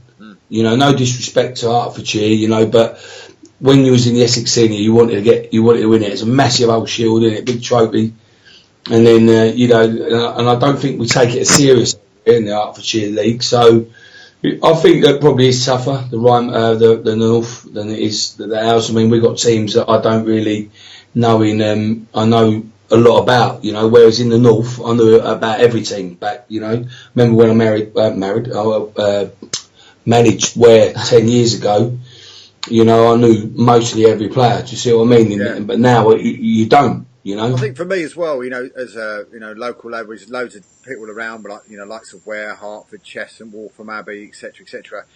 It's a real disappointment that with Averley, I haven't got no local games. Do you know what I mean? They're all at that end. Where before the last season you had Waltham Abbey, which was great. You had, go to Hertford Town. You had all these, all the other Cheshunts and that you could go to that were really good games. Of course. And now it's they're all miles away as such, realistically. And that's the only disappointment for me with those. Yeah, of course. Well, you're gonna have to get a free season to get away then, huh? But yeah, of course. I used to enjoy going to places, away, and my wife's family got a caravan down in Aidbridge, and I used to think, oh great, get back down there, the Aidbridge and Malden games, I can stay down there and have a few beers on a Friday night before a game and not have to travel. So, but yeah, I do miss them now. We're going around the M25, so It's a shame, really. It's a shame, really. But you know, I made a lot of friends over that way, especially when I was at Billericay. You know, so I don't seem to see them so much now. So. Well, Alex Coffrey's just made it 2-0 to Aveley tonight, so it's Aveley 2, Romford 0 as we speak. But so I suppose with Ware, then, I mean, talk to us a little bit about Ware and about the season so far, and you know, and how you found yourself at Ware sort of last season as well. Yeah, of course. Obviously, just picking up that I was manager there 10 years ago for a short spell. It was my first managerial job. Not really. Probably lost it because I didn't really have the experience as a manager. I was there as a goalkeeper and coach originally under Glenn Hauser-Peasy many years ago, at that same time, just before then. So I moved away from there. I sort of went to Enfield Town, done a little bit there with a fella called Stuart Margolis, and when he was a manager there, and then went on to Cheshunt and as assistant manager, but left Cheshunt to go to Billericay with the late Steve Brown, who was a good friend of mine, got me there with Craig. And then I've done but even at my age, I went and learnt my apprenticeship in football, really, as manager, you know. I've always been a goalkeeping coach, you know, even you go back to when Mark played, you know, me and him would always be in the garden, and I'll be, you know, he was a good goalkeeper, Mark. I ain't going to say it's my brother, he was a good goalkeeper. So I was always, when I was a goalkeeper, so we both, you know, I've always had goal. So I went into doing goalkeeping coach, I'd done all my badges. And then basically from there, I left Billericay and become manager at Hertford Town. Very hard, like to build a side there that they didn't have a very good side at the time. So it took a bit of time, won them their first trophy for 24 years. So, and that still hasn't been beaten since, so that was nice. Moved in on the Hoddesdon as a manager, won them a trophy, and then I went for the job as the manager at Ware, but Craig Edwards was appointed at the time, and then he left, and then John Dreyer went in.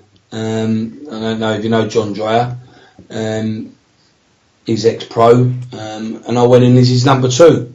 And we got them out of relegation last season. Then obviously we started pre-season, started the season, and John decided that for whatever reason that he couldn't do it no more. So I took charge. So what was your thoughts? It's a hometown club as well. I've lived here for 30 years, so like I say, Paul, what was your thoughts on, you know, if the chairman then came to you at Ware and said to you, "Oh, by the way, we're going to go, 3G." What was the thoughts then? Listen. No disrespect. Unless you're going to spend 40 grand on that pitch or whatever it was, and then maybe 30 grand on that pitch, you know, if you've ever been there, it was always not the greatest pitch. You know, considering, you know, it's only 15, 20 years old. And it's a shame, and it's what it is needed. Unfortunately, you know, I'm a big lover of grass. I'm not a massive fan of. I wouldn't want to play on 4G when I was young. That's for sure, especially being in goal. But you know, going forward for the club to be, you know, and at the end of the day, clubs have to survive. Right? We all know that. We see clubs going out of business all the time. If that's their way of them getting their bit of income, you know, that's what they've got to do. I think the further you go up the ladder, you shouldn't be allowed to use it. I think once you go up the ladder and you've got the money and you're at the top, you know, you shouldn't be allowed to have it, because I think you should have a groundsman that look after your grass. But, you know, unfortunately, most clubs at our level are run by volunteers. We all know that. And going forward, it was the best thing for Ware, because that club is busy every single day, every single night. That's what I was going to say. Going on to that, it's not even helping the first team. It's all of the stuff around the club with the 3G happening. You can book it out every night of the week. During the days, it can be booked out, and it's just bringing in so much more money for the club to then help improve the first team. Yep. With non-league clubs, I think it's the right. As much as I'd rather play on a nice grass pitch than a 3G or 4G, but it is. I think it's gonna be a growing thing, even more so in non-league nowadays than ever. I think you're starting to see that now. You know, the teams that have got it, but it is, unfortunately, it's going to be, because for clubs to survive, you know, you ain't always going to get that chairman who's going to throw loads and loads and loads of money at you. You ain't going to always have that, are you? No. You know, I look at how Billericay have changed, you know, since I was there, and they've got all that now. It's fantastic, you know, but you've got to sustain that. You know, with us, we have to, our chairman's obviously put that 4G down, and, you know, he's got to get his money back at the end of the day, but at the same time, he helps promote the club as well. Yeah. So, yeah, I think it's a good thing for us. I mean, one of those things for me, I always remember a Ware game. I mean, I know when the season, I think it was the season before Harlow, put the 4G pitch down at Harlow, or the 3G pitch down at Harlow, and I remember the season well, and I remember it, we were fighting for relegation, I think, with Ware at the time, and we'd gone down to Ware, and it was a really wet, awful night. The pitch already was looking a bit iffy, to say the least, you know, and it was tackles flying everywhere, but at the time, Ware was absolutely destroying Harlow. I think it was something like 3-1 or something like that at the time. And I remember the referee saying to a couple of the players, stay on your feet, otherwise I'm going to have to abandon the game. And I just remember one of our players just absolutely flying in like that, straight down on one of the Ware players. And at 3-1 up with about 25 minutes to go, something like it was, the referee stood there and just abandoned the game. In probably one of the most important games of the season, just stood there and abandoned it. And Harlow went back about 2 or 3 weeks later and won the game 2-1. Like, and Ware went down and Harlow stayed up. But it was one of those things where you just a real sort of memory of a game down there. But it was one of those pitches, though, wasn't it? It was either a mud pit or a dust bowl. Exactly. That's exactly what it was, you know. I mean, I played on that pitch a few times. They used to have cup finals, and in come the cup finals, and you were playing at this rock hard, and it was bald, and there was areas there that it was always the same areas that were bald. You know what I mean? So, listen, you know, everyone would say about the pit. You go there now, it's and you see it. It looks fantastic. So, has that now sort of like helped you get better players into Ware than maybe before when you had the grass, because of the extra money maybe that you might be getting to in your playing budget, or? No, because I'm led to believe that the budget's the same as what it was when it was grass. Right. I think it's more attractive to players. Yeah.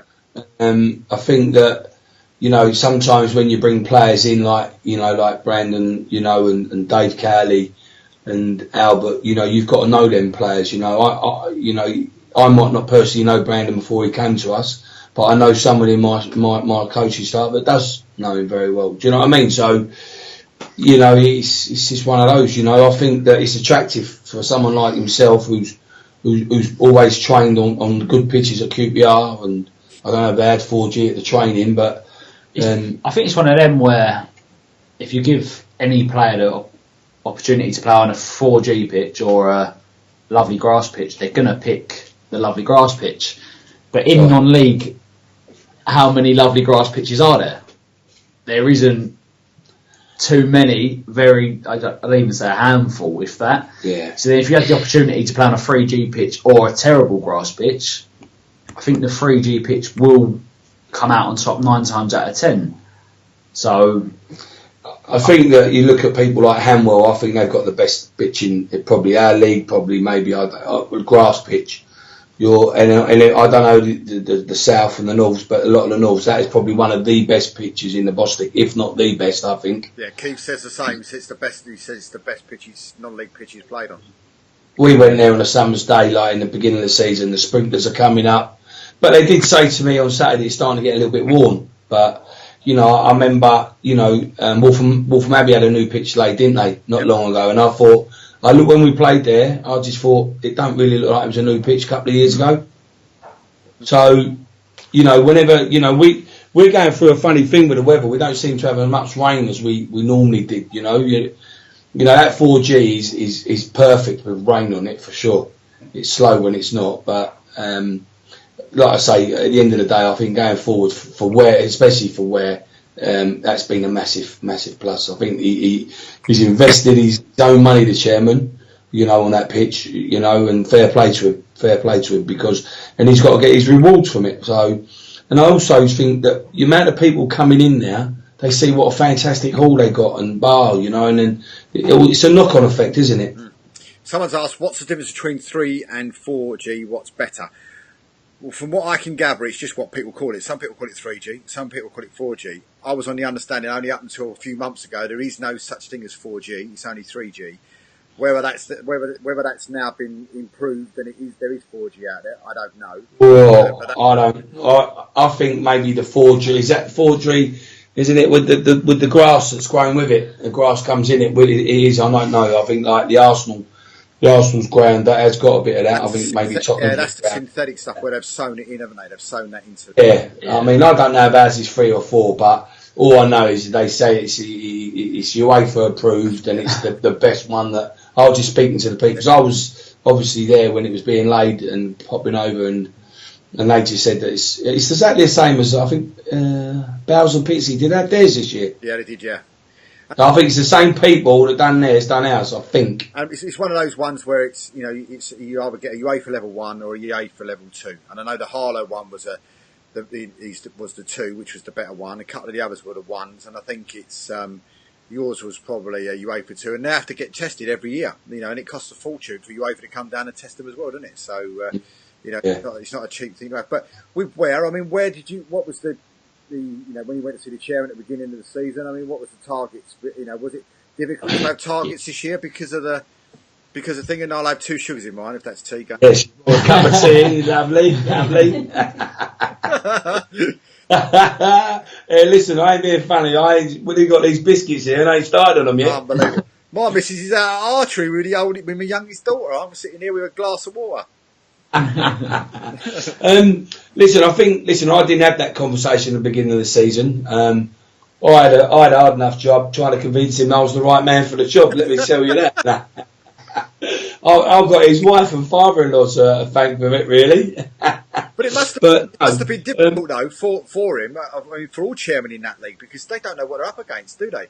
No. First season they've all been thrown in. At least in the North League, in the South East League, you knew, say, 75% of the sides in there. I mean, in your one, you just had no idea on quite a few of the sides that were in there. So I was supposed to put a target in there. I mean, I would have thought probably at the beginning of the season, people would have said Hayes and Yedding will be the ones to beat. I would have thought that would probably be where people would have looked. That was always that, and I said it was. I think I said beginning of the season, I thought them and Bracknell were going to be up thereabouts. I think. I thought Cheshunt would probably be there or thereabouts, if I'm honest.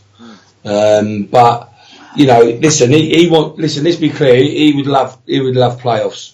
Now, I'm realistic. Yeah, it's as well, and I heard it on your show the other week. You always look at Ware and you think they're going to be there in the bottom 5. Yeah. And for the last 10 years, they have been a little bit like that. So. For me to get these boys and get the team up to where they are, if we can stay there, for me, that would be a successful season, all right? Because I've only just taken over, I'm building, and I look at next year as the bigger picture.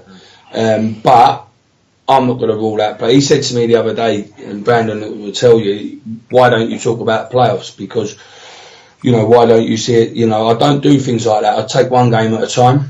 I've been in football a long time, so to start saying, yeah, we're going to get in the playoffs. No. If we get in the playoffs, that's a massive, massive achievement from where we've been. Yeah.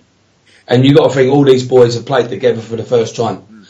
3 or 4 of the boys have come up from step 5. Some have played at a level above, and some have played at this level. So for me to finish, as high as possible would be fantastic. What I'm getting back from the fans that, they don't see that we're going to touch wood, and I say that, and we're going to lose about 8 games on the bounce. That we're not going to be in a relegation battle, and that's what they want. They don't want to see us down the bottom. They've had, what I'm trying to do is because I'm local. Listen, I can see the lights for me. The lights are on now. I can see the lights from my house for the ground. So I'm trying to build something, and that's trying to build the fan base as well. When I took over Hartford in 2013. I remember going to my first game as manager and they had 40 people watching them. When I left that club, they had over 200 people watching them. And then it obviously went up a little bit more, obviously, when they got promoted. So, that's what I'm going to try and do. I'm going to try and build the fan base, promote the club, because it means something to me, because I'm a local man and they're my club.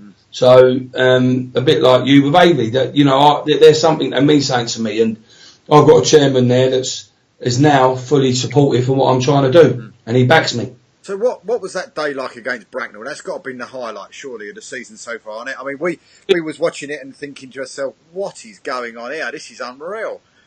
Do you know what? I've got the trophy now. I brought it home for Saturday, join. But oh mate, Bracknell, listen, that's one of the coldest days I've ever been on a football pitch. It was freezing. And he said the only time he didn't moan when I brought him off. It was cold.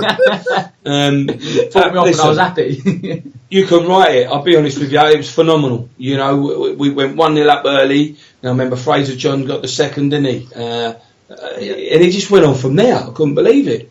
But it weren't. You wouldn't have thought it at half time. It was a 7-2 game because they're a good side. They are a good side. Don't get me wrong. I saw them against Cheshunt, and they looked great. So I mean, Cheshunt were quite dominant in the game, and Bracknell were sort of on the counter attack quite often. But they were big, they were strong, and they looked as if they were a really, really decent football side. And you could tell why they were up there in that sort of second, third position. And then to see you smash them like that was just like incredible. Yeah, to be fair, the lads deserved every plaudit they get, really. But on that day, and they did turn. If we'd have played like that every game, we'd be up there with Hayes and Yedding, giving them a good run. But listen, they had an off day probably. Well, they didn't that much of an off day. We were on fire, and we took every chance we did every chance we had. We took, unlike on Saturday. But yeah, so it was just listen. That might happen again. They certainly want to have their revenge when we go to them in a couple of months or whatever it is. So it was a good game to manage because I was flabbergasted as much as everyone else. That's not putting my team down because they were exceptional that day, my team, because the Bracknell weren't a bad side that day at all. It was just a. I think you won the team of the week that week as well. But it was one of those ones. It was just, as you say, it was just an incredible result when it kept coming through, and he was just thinking, they're playing Bracknell. This is just absolutely incredible. But I mean, looking at the games that you've got, what's coming up. As you said, you've got Hertford Town tomorrow, then South Park away as well. Westfield go to the shopping centre, do a bit of shopping on the 16th of Feb. Then you've got Hayes and Yedding away, Tooting and Mitcham at home. Ashford away, FC Romania at home, Chipstead away, Chalfont St Peter at home, then Bracknell away for another 7-2 win. Hopefully. What's the odds on that? It was a bookie's make on that one. Yeah, Uxbridge at home, Bedfont Sports away, and then Waltham Abbey at home, and then finish. That's not a tasty one to finish with. Marlow away. Well, that would be if we're both fighting for playoff, wouldn't it? Or what position? I mean, if you look at those, teams, Bedfont Sports, Waltham Abbey, Marlow, could all be sort of fighting out for that playoff space at the end of the season as well. Yeah, well, I won't look that far ahead, to be fair. But tomorrow night's first, and then obviously, like I said, we've got South Park. But look at the next 4 games: Westfield, Hayes, Tooting, and Ashford. So 4 tough games. Now, that's points dropped on Saturday in my book.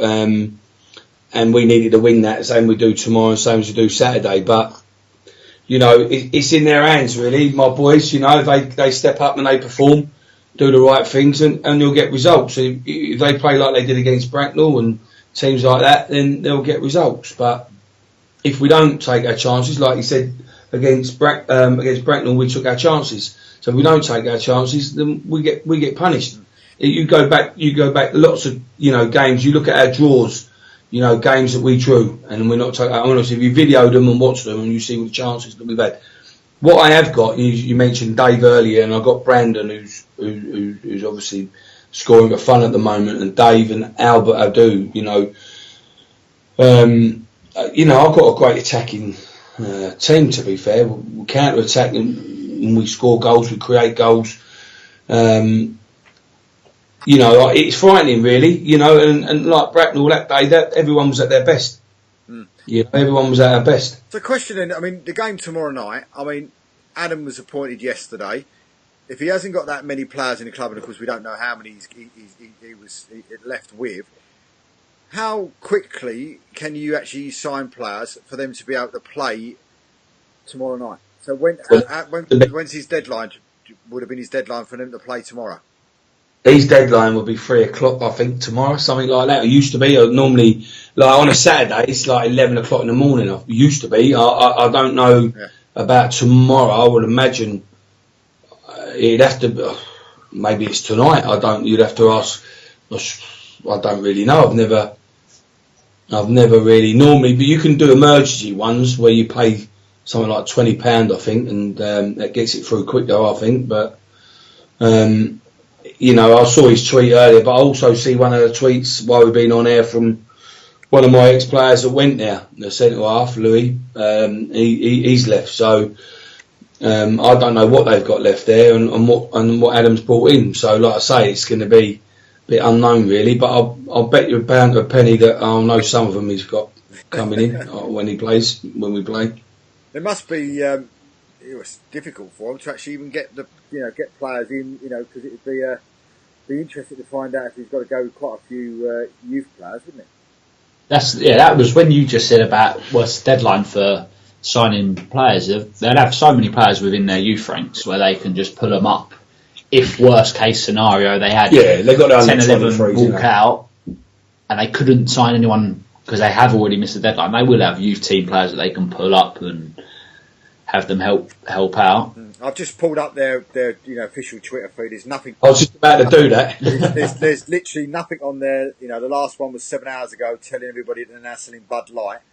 But other than that, there's nothing on there other than Adam's posted, of course, about the statement that Hertford Town put out, and then a bit welcoming Adam. But there's nothing on there about any players whatsoever at this present minute in time. So. Well, on Adam's thing, it's got someday, loads of new signings to announce at Hertford Town FC tonight and tomorrow. Unfortunately, the majority of the current squad have decided to leave and meeting the rest tonight. So, been a busy day, making sure we first all get a side out for tomorrow. Maybe a ring Dean up, and get some players on loan. I don't know. He's in his sick bed because I asked him to join us tonight, and he's got man flu, so he's sitting at home with man flu, so he ain't going to. Who? Dean. So he won't be. Is he? Phone, yeah. He's scared to come on face for me, mate. I'll tell you. Wait, I'll see him. But yeah, he's. Listen, it'll be interesting tomorrow night. But like I say, we're just prepared for our what we're going to do. We do the right things, and then listen, they're a good club down Hertford. They've got good fans. I've got a lot of friends there, that when I was there. So it'd be good to see some old faces and probably got some new faces, but yeah. So everything just to finish with then, I suppose, is everything at Ware looking rosy then? Yeah, listen, I think going forward, as I say, Brandon might give you a bit more, but he's a new lad that's come into the club. What I will say is I've got a great bunch of lads. We've got that, and if you know Dave Cowley, he's a character, mate, and to say the least. So, and I've got a few characters in there, but training's is for these boys. It must be an absolute pleasure because every time I walk out on the training pitch and they're being cut, there's always laughter or something going on. Do you know what I mean? So, if I can keep these boys together for next season and maybe add a couple, then I think next year would be the season that I really, really push Ware on. It'd be nice, but going forward, it's at the moment it's very good. It's nice to be where we are in the league, and hopefully, touch wood, we can push on and try and get in that playoffs. Yeah, Dave Cowley, great guy. I remember the day that I was working for the club at the time, and I was actually the only person in the club, and he came in and brought all his kit back after he was leaving Harlow, and I sat down, had about half-hour chat with him in reception, and we were just sitting having a chat and a drink, and had a lot of time, for him after that chat. I won't say exactly what happened and what was said, but it was a really, really lovely guy, and a shame for what he did for Harlow Town Football Club. It's just a shame that some of the fans, saw him in another way. Do you know what I mean? But didn't actually get to see the true story. And I think and as you said, and that what he can do with football is outstanding, and 100% gentleman for me. Oh yeah, listen, he is, but don't believe it or not, I'll still have to kick him up the backside to get him working in games because he's the laziest player you're ever gonna, and we call him the trotter now, don't we? Trotter. That's trotter because I dug him out in a game and he said about him just trotting, So that's something that stuck. To be fair, but yeah, you are with Dave. You know what you can get with Dave. On the 4G is different gravy. On a really soggy pitch. I left him out at Tooting and Mitcham away. And, when I sat him down and explained to him why I left him out, because of the pitch, how heavy it was, I didn't think it was the day for him to have a game, his skill. So, he's understanding of that. He's an experienced lad. It's good to have him aside. He's won that league and, he's played for a lot of good teams and managers. So, having his experience there is massive, Well, Stephen Curtis has just come in and said 3G is long synthetic grass with shock absorbent, and it just disappeared off the screen. But he's just basically saying that what 3G is with rubber crumb, 4G is without rubber crumb. There you go. Well, we have got crumb, and it's a little bit longer than who's the team? Bedfont, I think. Is it the Bedfont Sports? Have they got it? They got it as well, haven't they? Yeah. I think he was saying he weren't as long as ours. He's just much slower, the shorter. Oh yeah.